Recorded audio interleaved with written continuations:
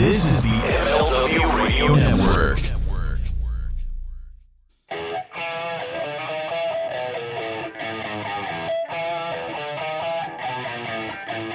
This is the Mind of the Meanie. Here are your hosts, the Blue Meanie and Adam Barnard. Peace, world, and welcome everybody to the Mind of the Meanie, your weekly peek into the world according to former WWE superstar and ECW original, the Blue Meanie. We'll cover wrestling, music, movies, sports, and lots of useless knowledge, all contained in the Mind of the Meanie. I'm your tour guide, Adam Barnard, and he is the Blue Meanie. Meanie, what's on your mind, brother? I think I'll go for a walk outside now. The sun shines, calling my name. Hey, yeah, it's too early. Never too early for a good song, pal. Never too early. Yeah, it's too early. It should be illegal. 2 Saturdays in a row. You look. I'm sure there's people who get up at like 5 a.m. every week. I had to get up at 9 today. So let me be a bitch. So essentially, I've been my schedule's like flip topsy-turvy, flips upside down. So I've become like I've reverted to being a night owl again. So I punish myself by knowing I have to get up early to do something important and stay up late. Attaboy. So here I am looking like a jerk off. So hey, man, this was my fault. We were supposed to record yesterday, and now we're recording at 9:30, and that was my bad, dude. That was my B. No. Welcome to the Pod Squad. You and the son had a really cool road trip. Yes, we did. It was very last minute. We weren't even sure we were going to go until Wednesday. Those are the best ones. Yeah. I was able to. So I'd already been working from home that day anyway. So it was like, okay, well, let me try to plan this out. And I talked to James about it, and he kind of he wasn't real keen on the 4-hour drive, but he was like, all right, well, let's go do this. So for context, I'm not sure if anybody knows this story. Who I think we've talked about it a little bit on this podcast, but it's definitely on Foundation Radio, which you can find at foundationradio.net. In 2019, actually almost 3 years ago, this month, Bill Goldberg, tweeted at my son. My son was getting bullied from a couple of kids in kindergarten. And Goldberg tweeted at my son something really nice, a nice message. And we tweeted for a little bit, and then he followed me. And then he was on the show. He did a whole conversation, and it was this whole anti-bullying thing. And he got to talk to James, and it was this really cool little moment. He awesome. sent James his care package from WWE, so had all these goodies in his book bag and toys and shit. And it was just super cool, right? Awesome. And he was like, "Hey, listen, guys, and he messaged me. He's like, hey, if you guys the next time the crew is in town, let me know, and I'll get you guys some tickets to the show." I was like, "Oh, you don't have to do that, thank you." And so SmackDown was there, and it was The Fiend was the champion. It was the night that they debuted the new blue belt, the new Universal blue belt. Nice. And so James's favorite wrestler is Bray Wyatt, so he was fucking geeked. We sat front row, facing behind the hard camera, so we were literally watching it like it was a movie. It was crazy, right? So Goldberg and I have stayed in touch for, I don't know, probably close to 3 years now, and just filling him in every time to time. And so we finally get to go, and we go to meet him. And we walk up, and we were at the Steel City Con in Monroeville, which is a fantastic convention. If you've never been there, Steel City Con does a fucking phenomenal job. I think they run a show once a quarter, so you definitely want to check them out. Nice. Great place, steelcitycon.com. Definitely go ahead and check them out. And so we go there, and James sees Goldberg at the other side of the room, and eyes are just bugging, right? So we walk over.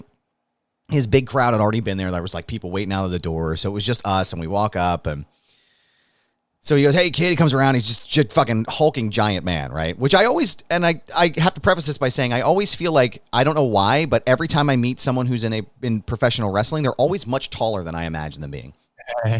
Everybody, even you, I was like, wow, I didn't expect everybody in professional wrestling to be this tall, but I don't know why I thought everybody was my height, But anyway, so we walk up, we say hi to Goldberg, and then I say, "Mr. Goldberg, this is James Barnard from Twitter," and his face just everything clicked in his head in 1 second, and this big smile came across his face. "Buddy, it's you. You're here. You made it. I'm so happy to see you." Gave him a big hug, and came over, shook my hand, and he smacked my arm. "Hey kid, how you doing?" And it felt like a fucking cinder block. Yeah, he picked me up and threw me. That when his hands are so big that when he hit me, it felt like a cinder block, because it was like, holy shit, this man is so strong.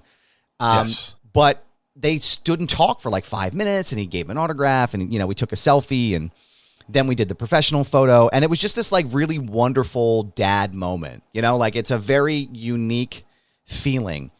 And I said it on my post, like I posted the whole thing on my Instagram, and like I had practiced like what I would say to him, because this was, like it was a big deal. Like, it's not like I'm going to meet somebody and just being like, hey man, you're my favorite. Like, you literally, like, not only did you reach out to my kid, but you stayed in contact with us for 3 years, and we check in with each other. Like, you gave him so much hope and happiness, and not to be afraid in school of these kids, and like, how do you properly thank somebody? And the only thing I could squeak out was thank you for everything, because I was just like, I didn't know what to say.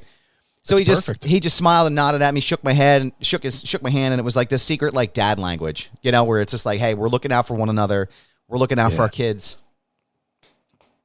It's fucking wonderful, man. Dude, that's awesome, because you see the videos of when he came back and him doing it for his son. Yeah, that's a cool thing. It was cool. It was a really cool experience, man. It was one of those moments that'll just be like etched into my head forever, And I will never. There's been some discourse online about Mr. Goldberg, which I will not engage with. And I'll never. There will never be anything bad ever said about Goldberg ever in my presence. He's just the most wonderful person, just an incredible guy. Like, and everybody. It was like that. He was like that with everybody.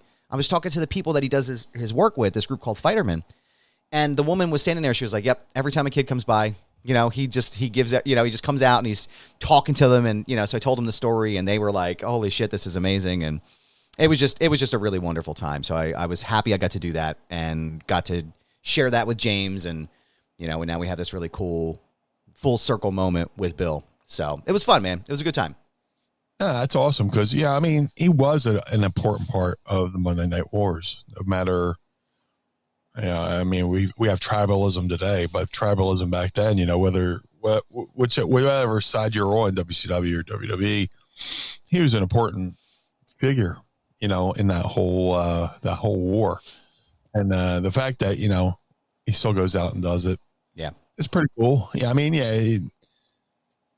People, like I said, there's tribalism, but hey, that's awesome that you go, I love road trips. I especially love unplanned road trips where it's just like, hey, let's hop in the car and go. Yeah. Yeah. That's really what it was, man. That's basically how I met Mrs. Meanie. We're online friends and chatting all that stuff. And then one day I was just like, I'm coming up right now to hang out. And that was it. That's awesome, man. I said, hey, I'm heading up. And I stayed on the phone the entire, like, I left my house, like, all the way up to Connecticut to, like, maybe 10 minutes from her house. She was like, oh, I should probably put some shoes on. I was like, yeah. It's awesome. Yeah, I'm glad you guys, you're like, hey, you mind if we do the show Saturday instead? I was like, no, that's fine. You told me. I was like, oh, that's awesome. Yeah. So appreciate your flexibility, so good sir. Oh, that's the only thing I'm flexible. Don't ask me to do any fucking splits yeah, dude, not a chance. I'm not getting down any farther than like a goblet squat. That's about it, pal. No, it was just wonderful, man. It was I can't wait to, do it again. It was one of those great moments, but the trip to Pittsburgh isn't bad, just having lived there before. Like, it's, it's 4 hours on the turnpike, but it's, it's not terrible. You said Monroeville, and that just triggered memories because when I first started wrestling, I did a lot of shows in Monroeville.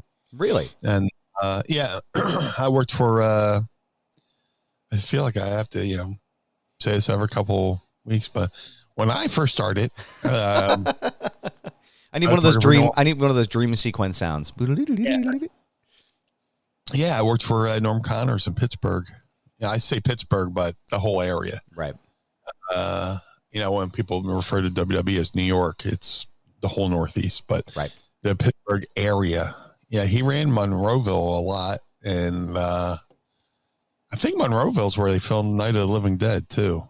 The original George Romero film, where the mall's still there, where they filmed in the mall and stuff like that.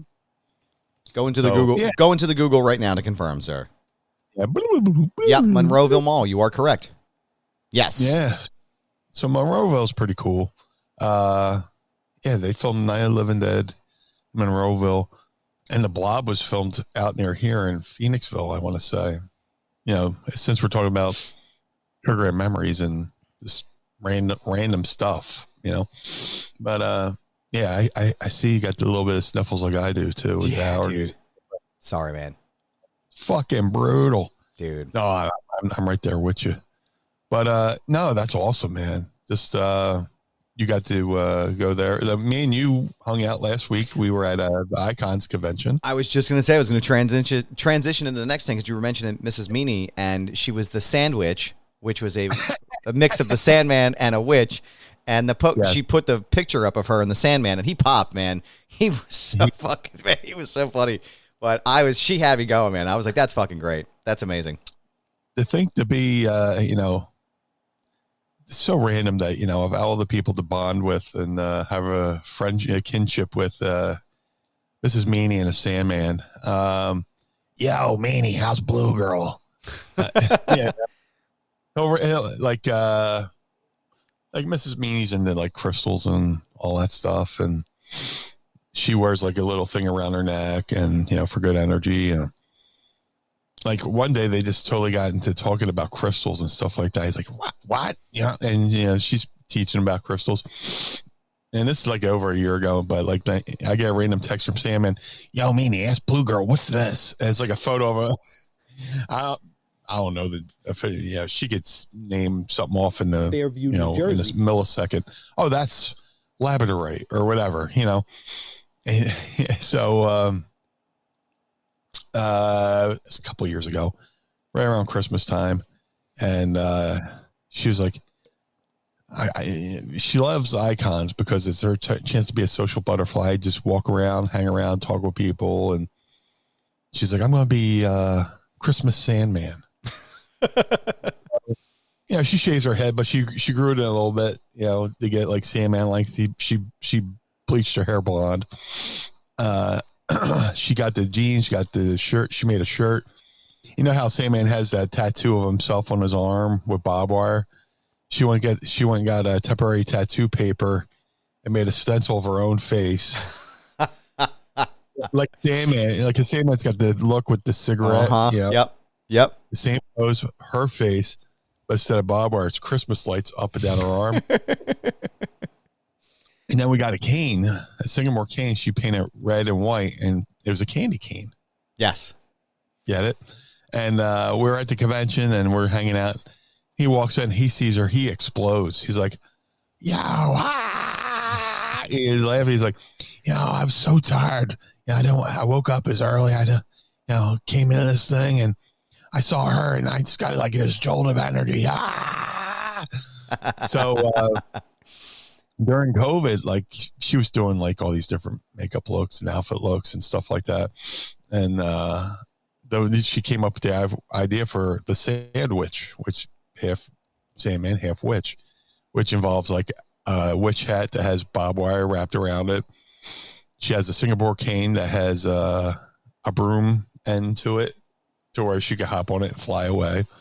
And you know, she got the Zuba pants that she I think she drew barbed wire on or whatever.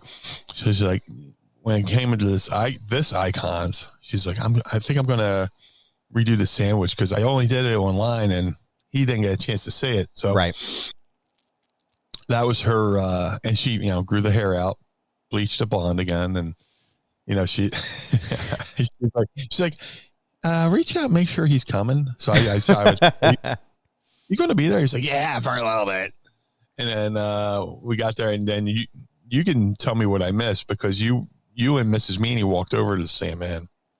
Well, I was still at my table. I didn't get a chance to see it. Yeah, she walked over, and Todd Gordon was sitting next to him, and I think they were talking to a couple of people, and then he popped like, oh my God, you know, just laugh, and the big loud, you know, raspy voice. So she went over and I just took some pictures. I didn't hear like the full conversation between the two of them. I could just see him laughing and enjoying himself about the outfit. But yeah, now and then, you know, they took a photo and posted it online, stuff like that. But yeah, that's her. She's great. You know, she's creative, and yeah, the whole Icons thing it's a great experience. Yeah, just hold on 1 second. Take your time, man. I had a sneeze, but I was trying to get away from the mic because I sneeze like my fucking grandfather, and I'll blow your fucking eardrums out. I want to give us a fart. Yeah, there we go. Give us a couple farts there. Distract me. No, man. Icons was a fucking blast. I always have such a good time when I go there. Ken Shamrock, we got to interact with Ken Shamrock a little bit, which, you know, that was super cool. Ken was always one of my favorite. Actually, was like my top 3 during the Attitude Era during that time when I was growing up. So getting to like just experience that moment with him was super cool. Paul Bromwell was there, our friend from Ad Free Shows. Oh my God, it was so cool to finally run into Paul Bromwell. He's a great guy, man. He does great things with Conrad. Conrad, you know, trusts him with you know, doing the things that, you know, Conrad's got an empire over there. So he's got so many shows and responsibilities that, you know, he trusts Paul to, you know, work with him and give some quality products. So it was great. Talk about meeting somebody and going, God damn, they're tall. Yes. Right. I didn't expect that either. He is fucking tall. I was like, whoa. Yeah. Where did this go? Looking at him when like he did that clip for me for the end of the year Foundation radio show when we ranked like all these, and I asked him, basically the joke was I'm going to ask all these people that I work with, like Alfred Kunawa and Paul and Josh. I was like, hey, can you guys like pretend like I asked you to be on the show, but just like totally blow me off and like this, like, oh yeah, you know, I was going to be there, but I'm having my ears sewn shut, so I can't show up. And, you know, I just always think that everyone is my height. And I was like, watching him get up was just like, holy shit, look at the size of this guy. But yeah, wonderful guy. Got a chance to interact with Kurt Angle too, which was super cool. Cause he was sitting there with Kurt. Yeah. I wish I could have got over to see Kurt. Love Kurt. I just watched the biography, and, there's a clip in there where you see me in there from, the Dory Funk Dojos. I was just about to ask that. Yeah, let's talk about that. Yeah, back when I went to WWE, coming from ECW, they asked me if I wanted to do the Dory Funk Dojo. I was like, absolutely. Because once you go from an ECW ring to a WWE ring, that's like an extra 2 feet. Right. ECW rings were like 18 by 18, WWE's 20 by 20. Wow. In an 18 by 18, you can go like a good 4 steps. You can hit like from rope to rope in about 3 to 4 steps, depending on how much momentum you got. That WWE ring, you're like, Jesus Christ. Like there's an extra like 2 or 3 steps. So they had me go do the Funk Dojo just to get used to that big ass ring. Right. That was the, year. It was me, Kevin Quinn, Road Warrior Hawk was supposed to be part of our class, but his back was spent most of the time in the hotel room because his back was fucking torn up. Yikes. Yeah, he was supposed to come back to just get back in ring shape, and his back was totally fucked. And Kurt, there was a few other people too. This dude named Shane, blonde haired kid. He was in the clip too. He said he wrestled down in Puerto Rico. But yeah, it was cool. It went up there for like a week. Stayed in Connecticut for a week. They put us up in a hotel, and there was a guy up there who had a short stint in Global Wrestling Federation. He wrestled as something the Voodoo Man, Rasta the Voodoo Man, for Global Wrestling Federation, and they were giving him a look too. So he was up there, which is cool. We were all hanging out, but and every day we would do drills, we do promo class, and then we pair off with somebody, cut promos on each other, and then have a match. And I was popping for the Kurt one because they showed a segment with Bruce, like Bruce is interviewing him, and Bruce would do this thing at the funk dojos, not letting you know he was going to do it, but he would just do it, and he would interview you, and during the course of the interview, he would just ask you off the wall questions, just like, just to see how you react, like Right. You're doing an interview and he goes, it's all fake, right? And then just to test you, just ask you random, and the drill was, and they show this, like, you see him ask Kurt something, Kurt starts laughing, he goes, you're just laughing at me now, right? Well, he said he would do that because it's a good drill to teach younger guys, because God knows you're going to go to one of these markets where they send out the local reporter who wants the hard-breaking news story of, who wants to win a Peabody Award, but, okay, I got to go cover this pro wrestling thing. And they're going to come out and they're going to try to sideline you, blindside you with with a random, like, gotcha type question. So Right. It was a drill, something like that, just to see how we would react. And it's cool they put that in there. But then, see, and Steve Bradley was part of it. That's the point I was going to get to. There's a part where they show Kurt, wrestling Steve Bradley. I think he does a head scissors. Steve Bradley feeds up in the corner. You see me ringside because, like, it's like towards the end of the week, and you try to just, it's awkward enough. You're wrestling in a warehouse surrounded by other wrestlers, Right. with no sound, no air.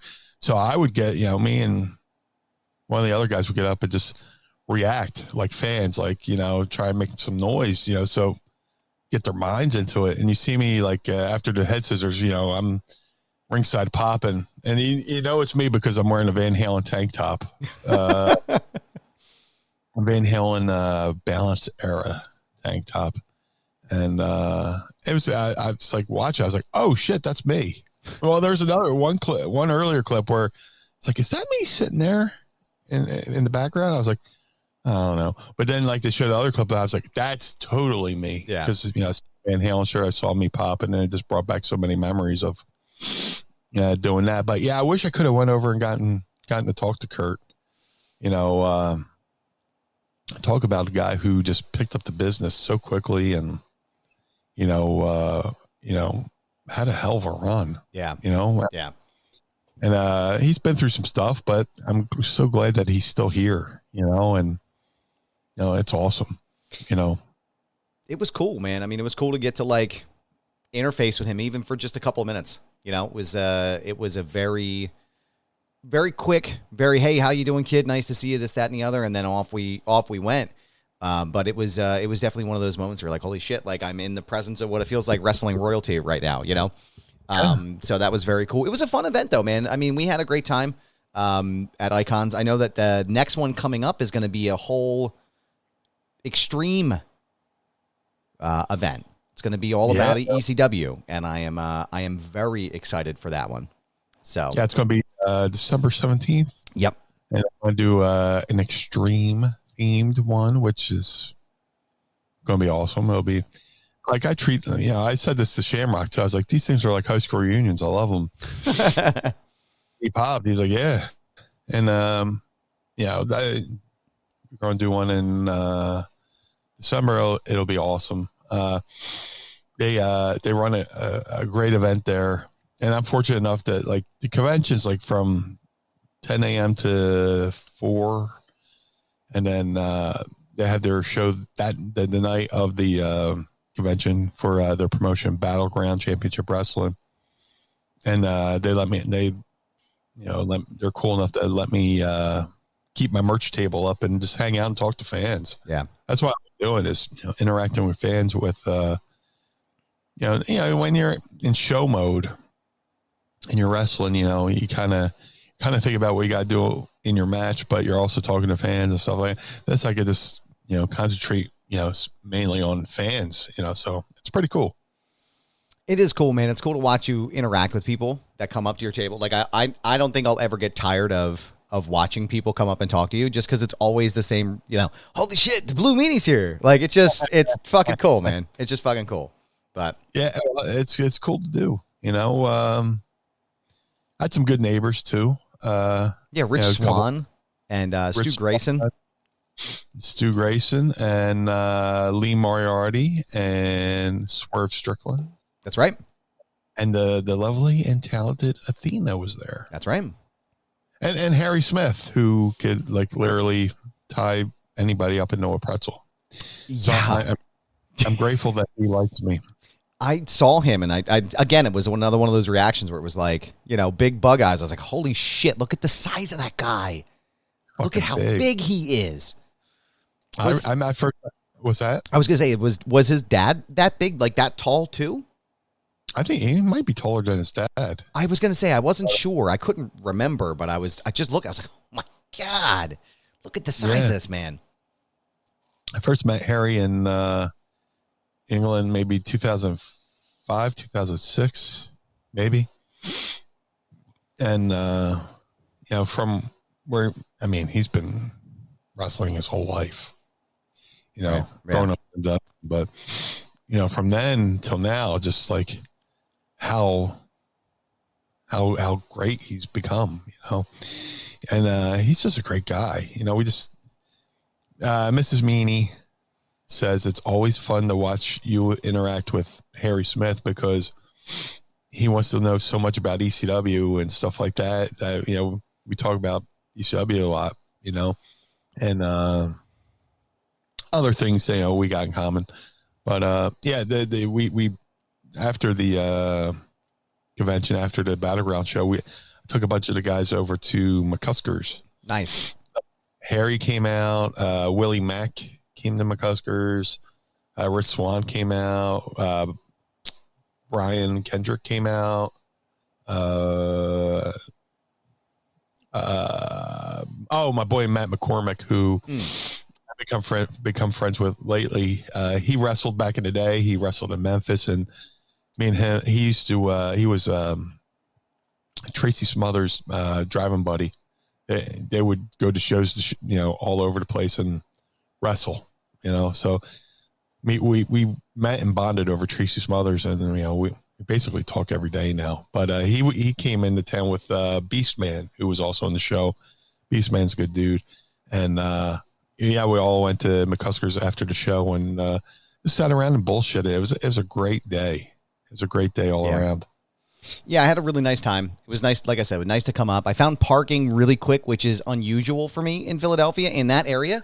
I was right at 2 Street there, right at the corner of 2 Street and that side road right as you go past 2300. And I parallel parked that motherfucker.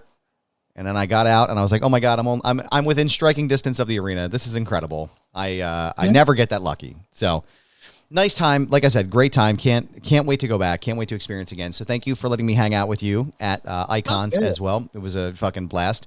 Yeah, dude, did you get a chance to watch? I've been hyped about this all night. I watched it last night.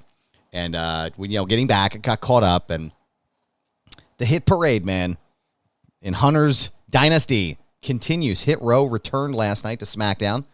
And that Karrion Kross promo was fucking incredible. I don't know if you got a chance to watch that. I'm still in catch-up mode, so... spoiler alert. Oh, I thought you were going to hit a fart button. No, yeah, spoiler alert, my bad. Spoiler alert, and then, there's a moment of silence. I thought you were going to hit a button or something. But it's the shits. I can't remember what regular air smells like. So, Karrion Kross, man, that promo last night was just... It was the first time, I guess, since Hunter has taken over where I felt like the promo wasn't, just overly scripted to death. It felt very natural. It felt very from the hip. And it was exciting. Good. It was exciting to watch. Exciting to watch. It'll be cool to... I wasn't watching much of anything last night because it was the Eagles preseason game. So. Right. And you sent me that GIF last night, the new meme. Coach Nick Sirianni, Eagles were playing the Jets. And go Birds. Yeah, go Birds. Andrew Bailey in the chat room there saying go Birds too, as well. Go Birds. Shackleford. Yeah. I mean, it's preseason, right? It's diet football. But It's always good to watch. It's good at least to watch the first quarter because that's where you get the first stringers against first stringers. And, Philly's obsessed with the fucking quarterback, so everybody wanted to see how Jalen Hurts looked. It's sports talk radio. I love it to death, but it can infuriate you to death because it's like, I don't know. Is he good? Blah, blah, blah, blah, blah, And then sports talk radio, there has to be the heel announcer and the babyface announcer. They always have like any sports talk, you got to have opposing viewpoints because it would be boring if everybody just agreed. Right. So we were watching the Jets game, and Jalen Hurts is going to play because everybody's like, they might not let him play any preseason games because in the NFL, teams do interleague. They do joint practices where like the Eagles and Browns will do a camp together, or the Eagles and the Jets will do a camp together, and they'll have scrimmages, which aren't televised, but that's when they do plays they would normally do during the regular season. Where in preseason game, all the plays are very vanilla because they don't want to put anything on tape that other teams can watch and pick apart for their regular. So they said Jalen Hurts was going to play, so it was awesome. We're jacked to watch it, and first drive, I mean, they looked fucking great. He went 6 for 6, 80 yards. But there's a play where it broke down. They flushed him out of the pocket to the right, and he's scrambling, and he wisely steps out of bounds. Instead of taking a hit, he goes to step out of bounds. He's like 3 steps out of bounds. And guy from the Jets just fucking nails him. Oof. Like 1, 2, 3, pop. And it's like right in the head and shoulder area. So fucking, it almost causes a fucking scene. Jordan Mailata gets up in the guy's fucking face, and if you've seen Jordan Mailata, I would not want him in my face. He is a big, intimidating man. But that led to, like, they're showing the Eagles sideline, and there's Coach Nick Sirianni. Look at the size of this fucking guy, dude. Holy shit. Jordan Mailata? Yeah, dude. He's from New Zealand. He was a rugby player. Wow. There's a really cool documentary I want to say on YouTube about how they found him in the rugby league and brought him over, and Eagles offensive line coach / guru Jeff Stoutland has molded him from rugby into NFL. It's an amazing story. He's a Samoan, New Zealand, and he's Samoan, and they talk to his family, and he's like the pride of his island now, because he made it off the island to come to America and play American football. And I'll have you know as well, not only do they describe him in the media as a human wrecking ball, his favorite band is Bon Jovi. Dude, John Bon Jovi. He was yeah. John Bon Jovi. I know you. John Bon Jovi. Living on a prayer. Take a photo. I'm halfway there. John Bon Jovi. Fucking security guard. Get out of my way. John Bon Jovi. So good. Love your hair. You're amazing. You get the best hair. The best hair. I'm going to throw up. Hold on. There's the best hair. I love your felt jacket.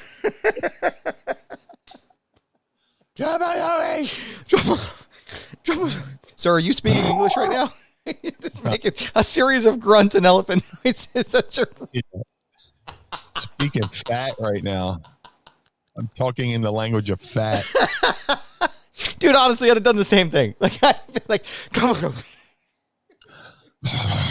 Yeah, I mean, he was about to get on the fucking elevator. Security guard's breaking my balls about not having a key. Oh my God. It's so good, man.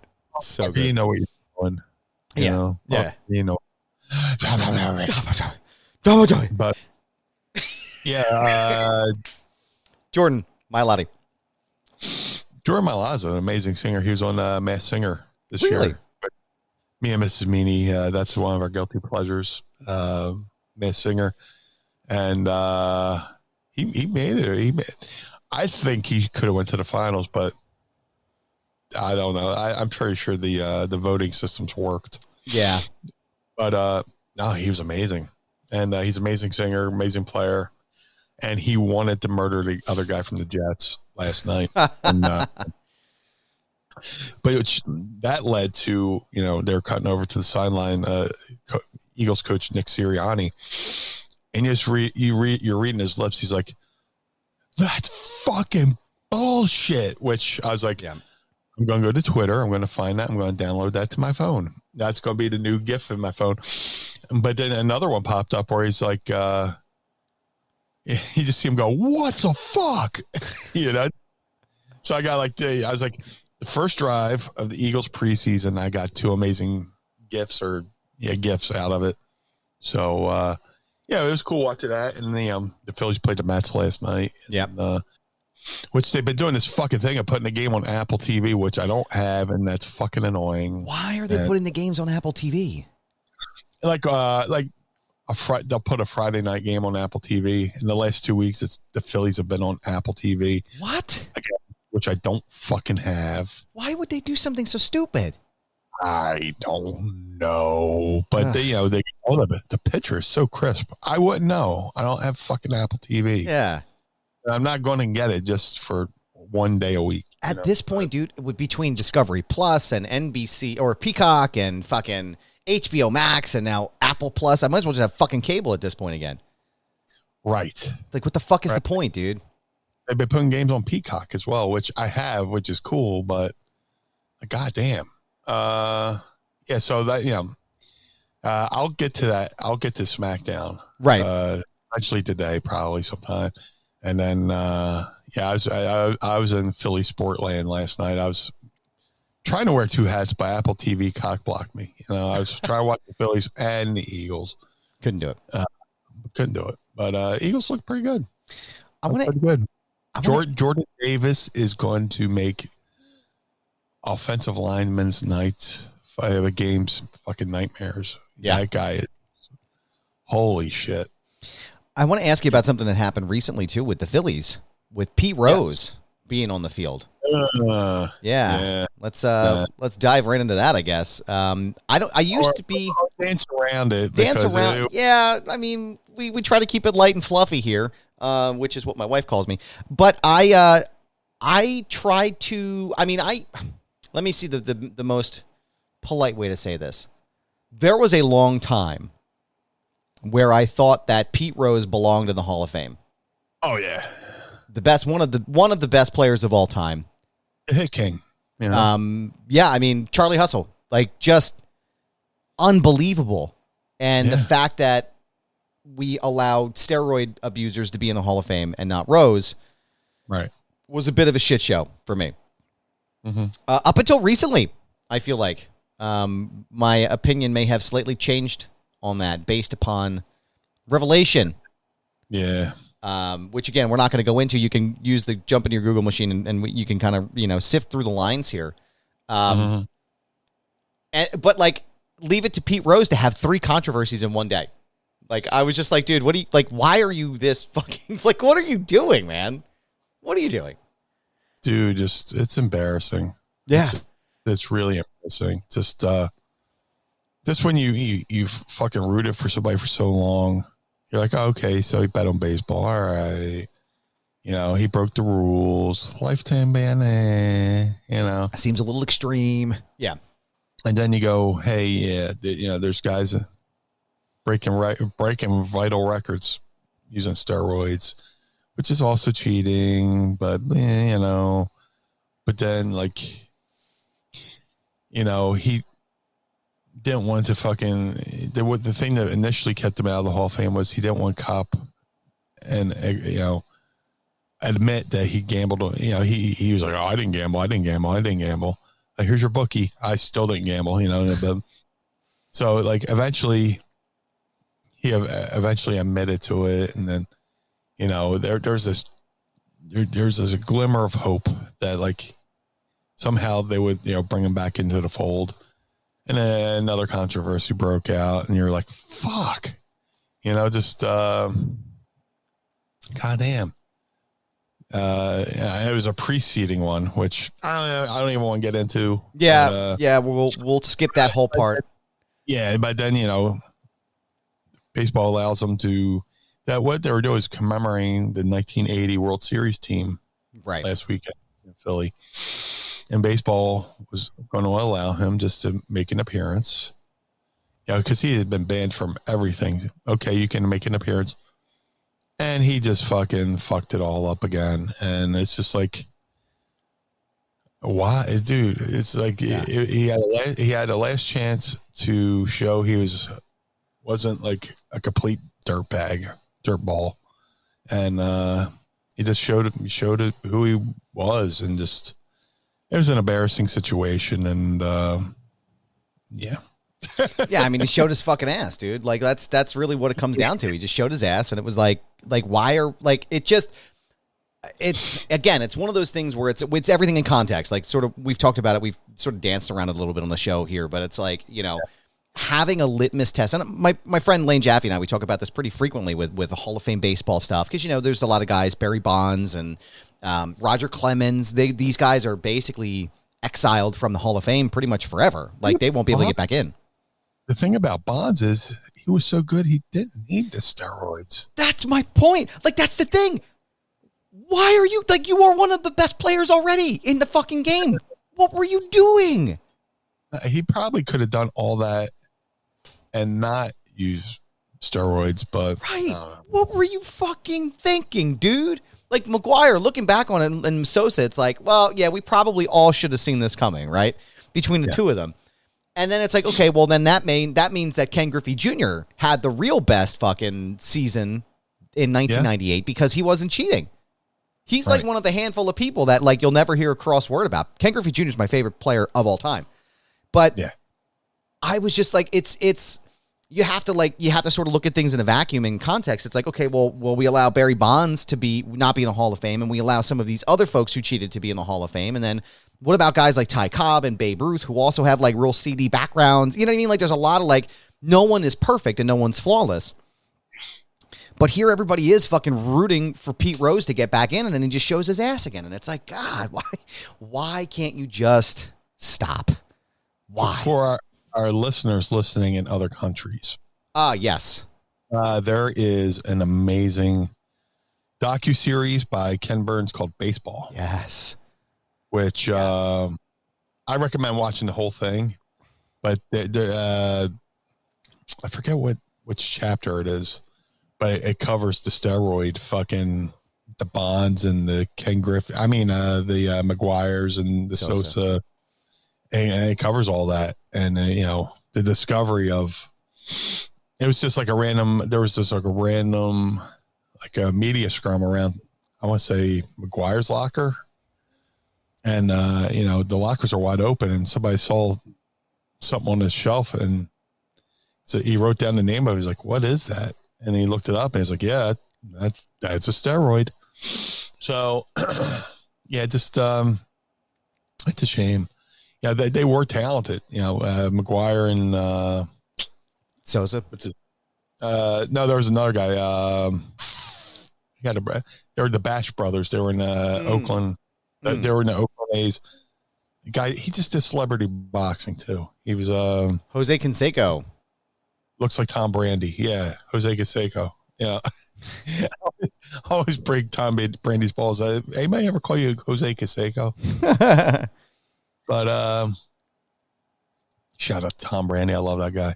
Jose Canseco and McGuire were both on the A's. They were the Bash brothers, and they were just fucking destroying the fucking ball. And he was like skinny as a beanpole, fucking Mark. And then he goes up like 2 shoe sizes and 2 hat sizes, like the Hulk, Or no, that was Bonds. Bonds went up like a couple shoe sizes and hat sizes, but he didn't need it, and he did it anyway. So that's the shame of it. He could have broke all those records naturally, Again, I remember watching Mark McGuire. He came to Philly. We watched him at the Vet. I have photos, like these like super far away photos of them. I think actually I might have one of him like practicing on the field. We got down close. And I remember he hit a home run in Philadelphia, and it was cool to watch. But then, like, looking back at it, it's like, well, fuck, man, you cheated the entire time. Like, it just totally ruins, it's like I was already pissed off enough as a kid when the 94 season didn't happen because I had been, Phillies had won, they'd gone to the series in 93. Their prospects were looking really good for 94. Yeah. And then the fucking season ends, and it's like, well, what the fuck? So now I'm like totally disillusioned because it's like, well, everybody's just fighting about money. And then this happens, and it's like, wow, this is really exciting again. And then you find out that everybody's cheating, and it's just like, well, fuck, like, Well, the thing about it is, Phillies went to the World Series '93. They were looking good in '94. The Montreal Expos were looking like fucking killers. Yeah. Like Pedro Martinez and all that. They looked like they were going to be the next, and they would look like they were going to fucking go to the World Series that year. The Montreal Expos season gets shut down, no season, and then they come back, and then there's this, it's just like this negative thing towards baseball where people are throwing like fake money at the players and all this stuff, calling them greedy and all this. So this home run derby with McGwire and Sosa starts happening. And there's an inkling that maybe they knew they were on steroids, but they also wanted to revitalize the brand of baseball. Right. So like this it was like a home run derby. Like people were keeping score. Like for those not familiar with baseball, the home run record for baseball at the time was 61 in the season, which was also contested because Roger Maris broke the record. I want to say Babe Ruth. I forget whose record he broke. I'm going back to look at it now. I used to know this shit like I got to get better at my baseball stuff. I used to know this shit like crazy. I won't say Babe Ruth, but the record was 60, and then they expanded the season to a couple games, and Roger Maris broke it at 61, but it took him longer amount of games to break it, so there was always that little asterisk next to the 61. There's a really good movie by HBO that Billy Crystal did called 61. Yes. Check that out. That's a really good movie that describes everything that went on with the politics behind the scenes of breaking that record. You're right. It was so originally, I don't mean to butt in, but just for context for the listeners, it was initially was 60. It was set by Babe Ruth in 1927. And it was set during the time where the baseball league played 154 games a season. And when Roger Maris was going to break the record, they played 162 games. So that's why they questioned the legitimacy. And there was a window where he could have done it in the same amount of games as Babe Ruth. Something happened. Something threw him off. But he eventually broke it. But they put that little asterisk because they wanted to keep the quote-unquote integrity, whatever. So, Bonds and Sosa start having this fucking this.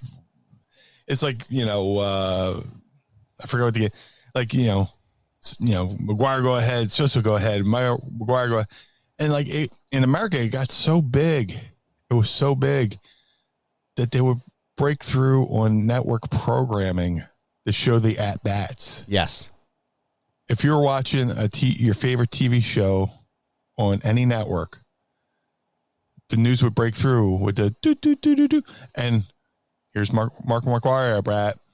If he hit it, good. If not, okay, back to your regularly scheduled program.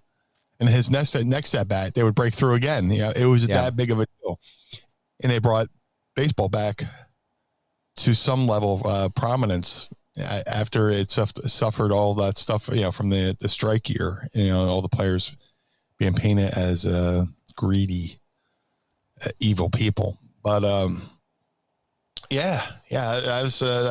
go watch 61 and then watch the Ken Burns documentary on baseball, which is amazing. Yes. And not recently, but like when they put it out on DVD, they put out an extra chapter as well. So, oh man, I can't wait to watch it. I love that shit. Love that shit, man. Ken Burns is one of the best documentarians. He did one on the Civil War. He did one on jazz music. But like he goes into ridiculously meticulous detail. So it's like, super granular, as friend of the show, Eric Bischoff would say. Yes. Yeah. So definitely check those out.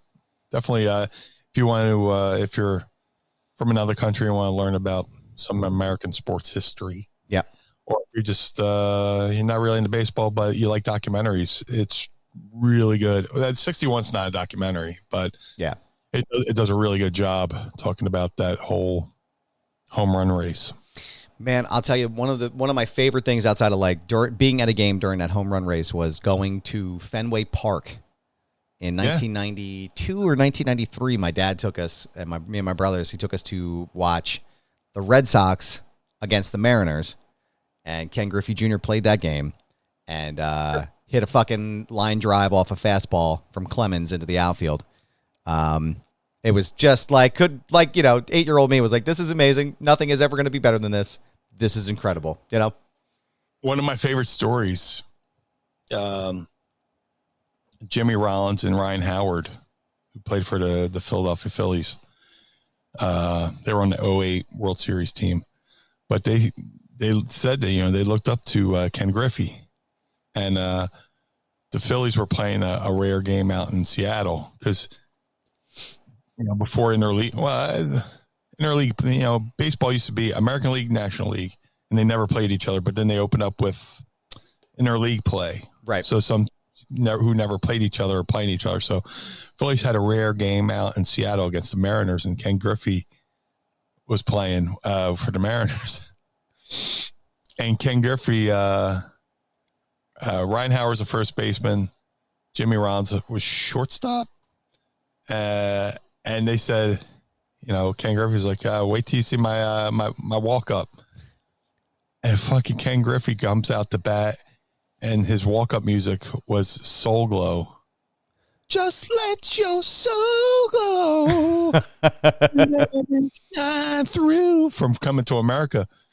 And Ryan Howard and Jimmy Rollins said they both had to put their face in their gloves because they were laughing so fucking. And Kenny Griffey did that just to pop Jimmy Rollins. That's so good. That's so good. He's like, well, wait till y'all see me come up for my bat. And he comes out, just let your soul go.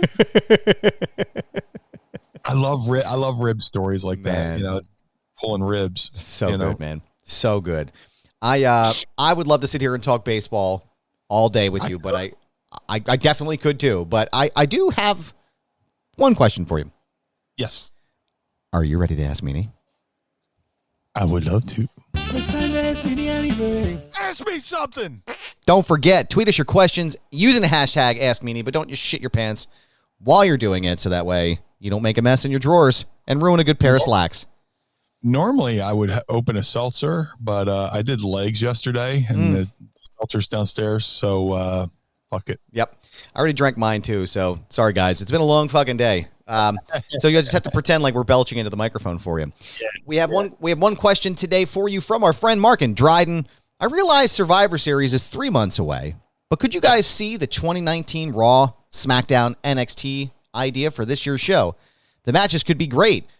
The idea being Carmelo Hayes, Gunther, and Bobby Lashley. I don't know. I kind of fell out in love with NXT. Because the drastic change to the product, it's just like they had the golden goose, they took it out behind the barn, and they cut its fucking head off. Yeah. With this new NXT 2.0. And I just kind of stopped watching. And it would be cool. But again, I haven't really been watching, so it's hard for me to comment because I'm so bitter. NXT was like, NXT to me was like better than the main roster. Yeah. Yeah. I could watch that. I loved when NXT was like a 1 hour show because you just fucking, like I said, you want to leave people wanting more. And, I watch things with my wrestler hat on, and sometimes I watch it with my fan hat on. And what I loved about NXT is it allowed me to put my wrestling fan hat back on. I knew these guys, and I'd been on shows with these guys, but I could sit back and just forget about everything and just watch it from a fan perspective. Yeah. And enjoy the fucking show. Dude, that was like the golden era, man. The fucking, There were 1 hour show, and then they were having takeover specials. Yeah. The takeover special, and then WrestleMania be in Texas or whatever, and they would have the SmackDown show. I mean the NXT show the night before. Yep. Yeah. So, oh my God. I'm hoping that things, and this is just the WCW fan in me, but like Halloween Havoc was always one of my favorite pay-per-views all year long. Now that Hunter's in charge, I'm hoping, because it ties in with NXT, because that's what they do now, right? But I'm hoping that becomes like an actual like pay-per-view that they do now, Same thing with Starrcade. I don't know. I feel like Starrcade could be really cool if it's done properly. But I agree. I have to agree. I think that they really need to reinvent the wheel with NXT. Go back to what worked. And forget this fucking bullshit about the Wednesday Night Wars and all this crap. Like none of that shit is actually real. Yeah, it was a war. It was just like you guys are just that's not real in any reality anywhere. But you can see it now. Like you can see Hunter kind of like transitioning back to the way it was because Karrion Kross is back, Hit Row is back.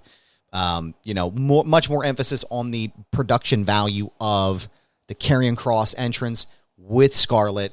Shayna Baszler is another great example of you can see the change and the shift in dynamic under Hunter's creative. I love Liv Morgan. I think Liv Morgan is fucking great. I love the story. It feels very Kofi Kingston-esque. The rise to the top.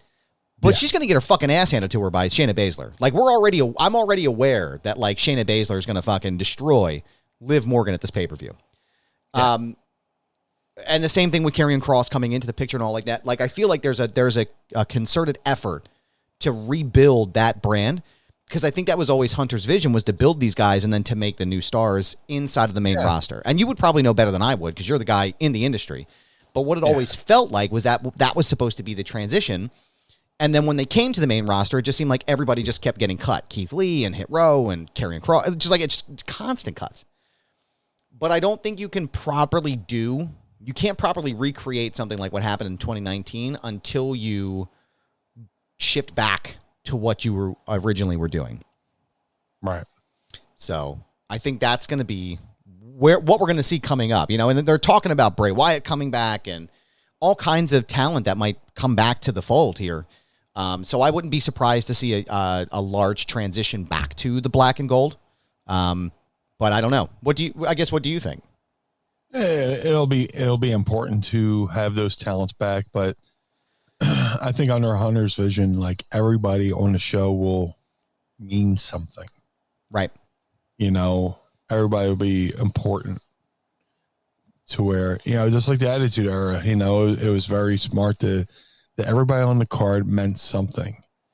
They always had some kind of storyline going. What was I just watching? I forget what I was watching. It might have been Rivals, but everybody in the Attitude Era, everybody meant something. Yes.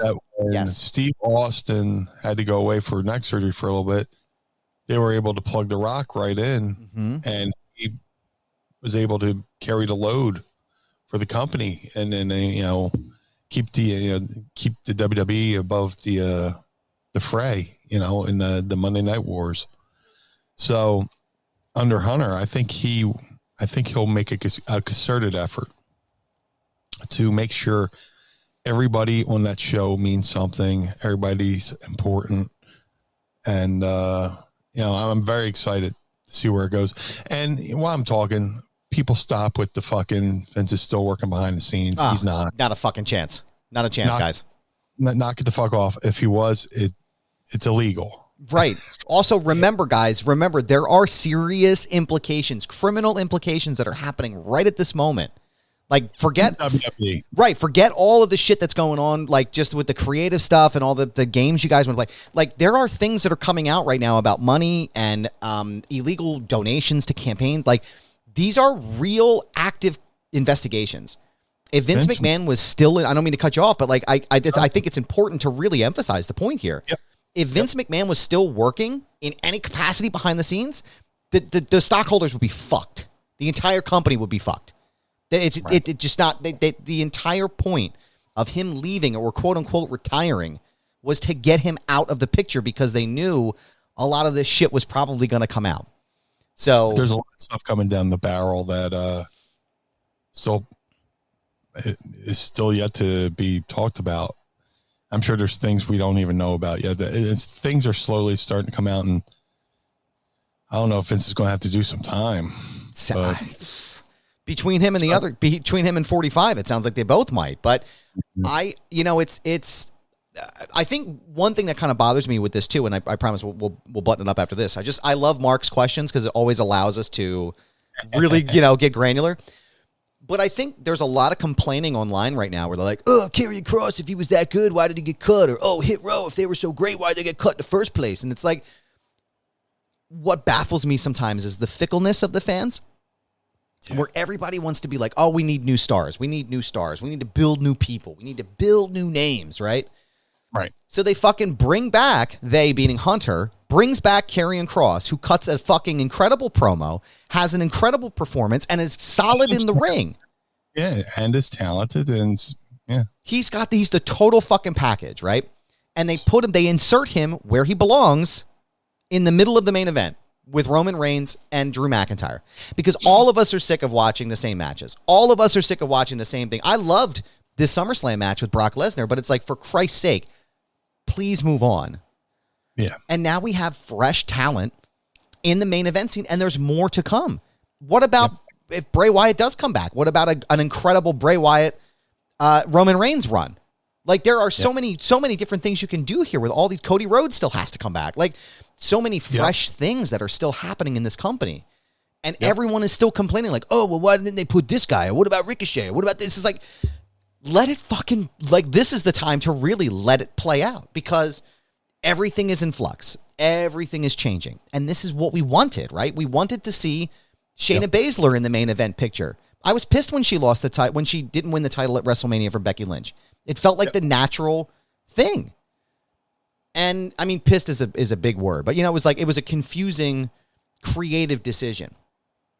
It was a disappointment. Yeah, because I felt like they had built her up to be this fucking machine, this animal, and then she loses to Becky Lynch at WrestleMania. And it was just like, it was very confusing. So I think a lot of these things are going to be Hunter resetting and reshuffling the deck in a lot of ways, and allowing a lot of this talent that is just kind of floundering, it feels like. Yeah. Do you think that that's a fair word to say, that it's like some of these folks are really floundering? There's like creatively. There's been a disturbance in the force. That's a good way to put it, so to speak. And once, it's like an earthquake. Once the ground stops shaking and people get their footing, they'll find out where they are, and they'll figure out which direction to go. Once they become reoriented, everybody's disoriented right now because Vince is gone. Now it's Hunter, and what's going to happen? But now these people are coming back, and there's some some new blood in there, and people just fight for their spots. Here's one thing I'll mention before we wrap up and get to our credits here. When Bray Wyatt comes back, they better fucking set it up. I mean, like, imagine the setup, like a John Cena setup with Roman Reigns. Yeah. Imagine that shit. Like, really, and then paying off the Jey Uso storyline. I'm just saying, guys. I'm giving out free ideas. You don't have to thank me. You don't have to give me writing credit. Just use it, okay? Check back here every Monday. We'll give you more tips. But, Meanie, thank you so much for your time today. And Pod Squad, thank you so much for your time and joining us on this Saturday morning. Meanie, where can everybody find you on social media? If you would like to follow the Blue Meanie, you can follow the Blue Meanie, that being me, on all forms of social media, at Blue Meanie BWO. That's Facebook, Instagram, Twitter, TikTok. Which, anyway, you can follow me on all forms of social media at Blue Meanie BWO. If you would like to support the Blue Meanie, go to prowrestlingtees.com/Blue Meanie. If you want to support Mind of the Meanie, go to prowrestlingtees.com/Mind of the Meanie. If you want to save some money, go to collarandelbowbrand.com. Over there, Rod Hicks is doing an amazing job with the reboot. Go to collarandelbowbrand.com. Use promo code Meanie. Save 10%. And get some quality. There's 3 links there that has some quality wrestling attire. Now, if you want to look good and smell good, if you're a bearded fellow with that wrestling attire, go to madcatbeardcare.com. I was selling some of it over the weekend at Icons, and Mrs. Meanie made a little tester for people to smell the beard oil, and sold a few of them, and it did pretty good. It's pretty cool. I like the response that people had to it. My boy Josh Thornton over there at Mad Cat Beard Care is doing an amazing job. Every product he sells goes to taking care of feral cats. So go over there and get the blue spruce or countless other different scents. There's plenty of wrestlers over there. Either way, the money goes to a great cause. Also, shout out to my boy Jim Nilsson over at glaciersofice.com. He made the 3 of 3 BWO Air Jordan 1 sneakers for myself, Stevie, and Nova. He does amazing work. Each pair of sneakers he makes, it's about 50 hours per sneaker. So if you want to, follow him or support him, go to glaciersofice.com or go to GOI Kicks on all forms of social media. GOI Kicks on all forms of social media. And if you also like, a specialized video, whether it's birthday, holidays, well wishes, I do videos on a gamut or a gamut. Yeah, I'll say gamut. Yeah, it works. It works. Yeah, it works. Go to cameo.com/BlueMeanie BWO. I just did a couple fun videos this week. A couple birthdays, couple, special occasions. Go to cameo.com/BlueMeanie BWO. But more importantly, Mr. Barnard, where can we find you? I will argue that I'm not as important, but thank you very much. I appreciate you. I do cameo videos as well, but the dirty ones cost extra. No, I'm just kidding. You can find me on Twitter. I do not do any dirty videos. You can find me on Twitter and Instagram at This Is Goober. Yeah, yet. Keyword. Papa's got to get some money here. Twitter and Instagram at This Is Goober. Yes, it's my handle. No, I'm not changing it. It's a brand, pal. You can also check out my other show, Foundation Radio, at foundationradio.net. My most recent interview is with the producer and director of the Discovery Plus documentary Unprecedented, which chronicles the 2020 election and the last months of the Trump presidency, Alex Holder. You can check it out, foundationradio.net. You can also go to prowrestlingtees.com/foundationradio, pick up a shirt, and support the show. Help keep the lights on in the Barnard home for wayward and troubled youth. Don't forget to sign up at patreon.com/mindofthemeanie. Become our patron on there and join our pod squad. Instagram, Twitter, not Facebook, but we're on Facebook. Everything's at Mind of the Meanie. You can find us there for the Blue Meanie. I am Adam Barnard. Join us again each and every week as we take a trip through the mind Blue world of order. the Meanie. Peace.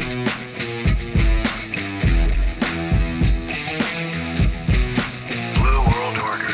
This episode of Mind of the Meanie was recorded and produced by Adam Barnard and was engineered by Carl Pinnell. Additional production and narration provided by Sam Krebs. Our executive producers are Josh Chernoff, Adam Barnard, and the Blue Meanie. Our opening theme is performed by the Swamp Candles. Our closing theme is performed by Chikara. The show contains original music produced by Enrichment. Get additional bonus content by becoming our patron on Patreon at patreon.com/mindofthemeanie. And follow us on Twitter and Instagram at Mind of the Meanie.